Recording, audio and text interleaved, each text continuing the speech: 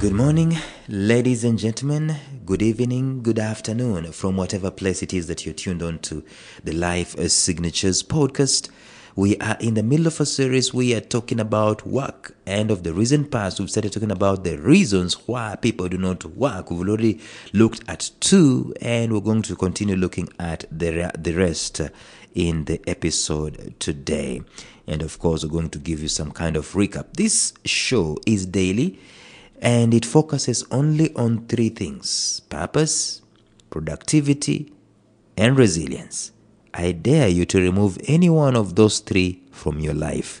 You will see your life crumbling down. If there is no purpose in your life, it's gonna crumble down. If there is no any semblance of purpose in your life, you cannot go far. And if there is no productivity in your life, you are going to be measured and valued because of your productivity. If there is no productivity in your life is a mess. And finally, you are going to be a resilient human being, because we're living in a dark, fallen world, and we need to rise up again every time we fall. So purpose, productivity, and resilience are the three things that we talk about in these episodes. And so today, let us continue talking about the subject of work. Why some people do not work. Stay tuned.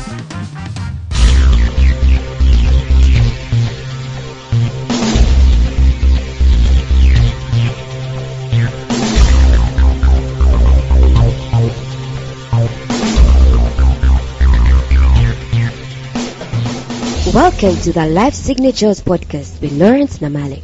Lawrence is a life coach, author, and keynote speaker who loves to tackle different topics on purpose, productivity, and resilience. His mission in life is to awaken all your boundless possibilities available in you. Life Signatures podcast is dedicated to bring to reality every single person who knows that deep down in their gut, there's got to be more to life than this. And now, here is your host, Lawrence Namale.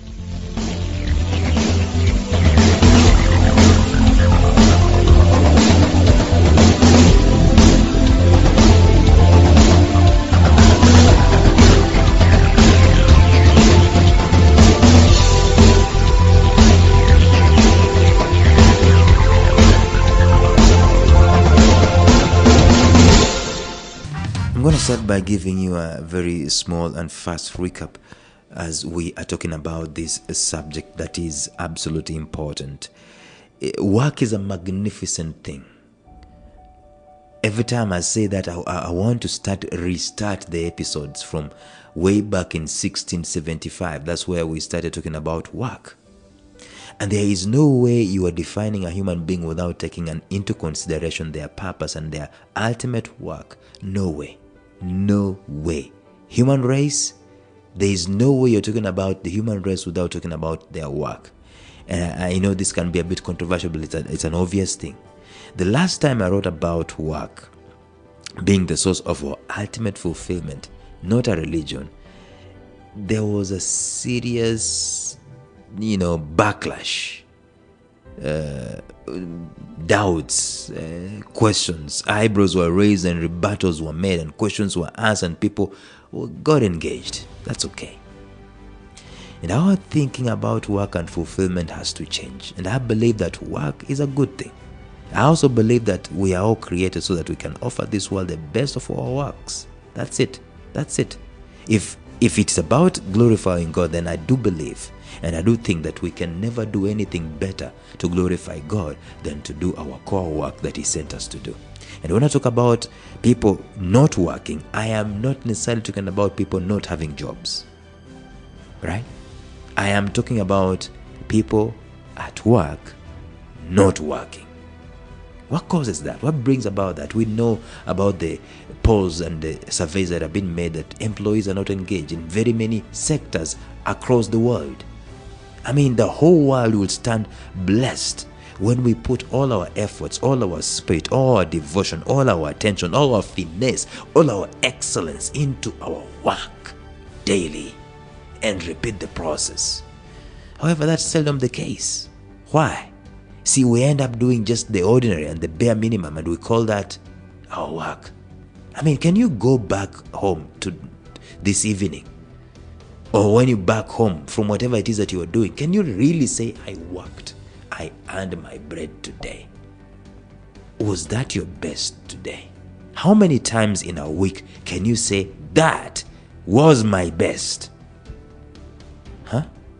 So what is work? The essence of life signatures, as I've already been explaining in some of the episodes, is simply this: to do your work in such a way that it speaks for itself for eternity.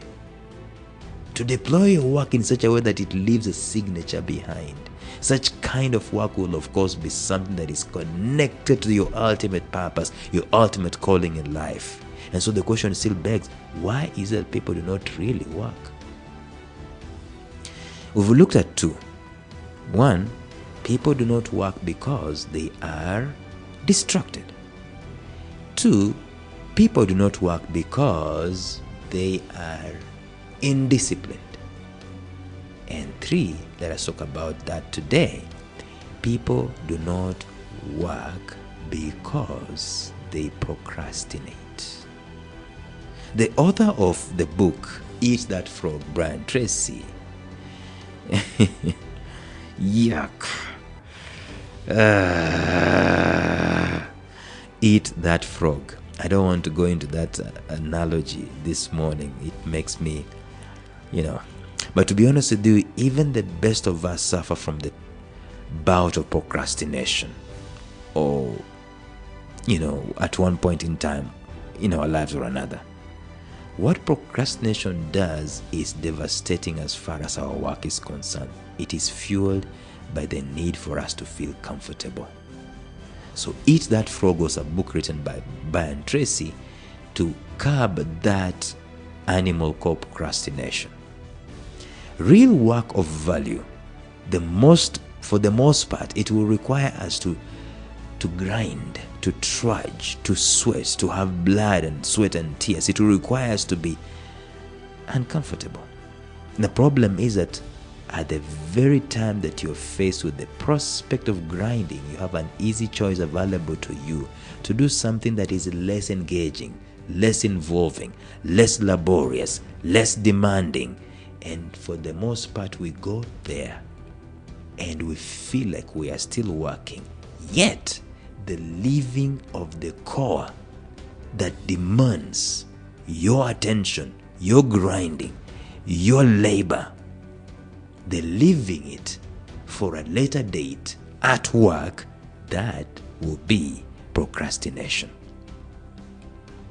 For the most part, we end up choosing the less engaging work with the consolation that we will revert back to the harder work later. And that's why it keeps piling and piling and piling. The biggest demotivator at work is piles of work that could have been handled when you were having ample time to handle it, but you didn't. Real work of value, it will require you to trudge. I have something that I call the law of diminishing intent. And the law of diminishing intent states that the more you delay to deploy your work, the harder it gets. And Brian Tracy advocates that you eat that frog. That means that you choose the most difficult thing to do and you do it fast, not last. And the analogy is that you're faced with the prospect of eating a frog every morning. You probably go through the rest of the day knowing that you've done the worst, and therefore the worst has been taken care of. Stephen R. Covey has even a better and practical analogy. It's about filling a jar with big rocks or filling a jar with little rocks. And if you do the experiment, when he gives you a pile of little rocks and a pile of big rocks and tells you both have to fit in this jar, those people who normally start filling the jar with little rocks, that's a small tasks here, there, easy to do tasks, they will find it difficult to fill that jar with the big rocks because there is no space for the big rocks. But here's the catch. When you start filling the jar with the big rocks, this is big laborious tasks, what happens? When you start filling it again with the little rocks, they will find these pebbles, they will find those spaces left by the big rocks, and they will fill it up, and the jar becomes filled up. And that's how your work is done. It is about doing the critical big rocks, the critical things. It is about not procrastinating for a later date. It is about facing the worst case scenario now, other than postponing it for tomorrow. That's why people do not work, because they procrastinate. And they stay at the job from 8 in the morning to 5 in the evening doing little rocks that don't count. They normally tell us the Pareto principle, 20% of your effort will account for 80% of your results. But people normally focus on the 80% of those pebbles instead of the 20% of the big rocks. It's a problem. And it's one of the big reasons as to why people at work do not really work. We need to curb that. Tomorrow we're going to go ahead and talk about something else, but until then, bye-bye. Thank you for listening to Life Signatures Radio. If you enjoyed today's show, subscribe to Life Signatures Radio on iTunes, Stitcher, or visit our website at lifesignatures.libsyn.com. Life Signatures Radio, fresh, clean, and inspiring.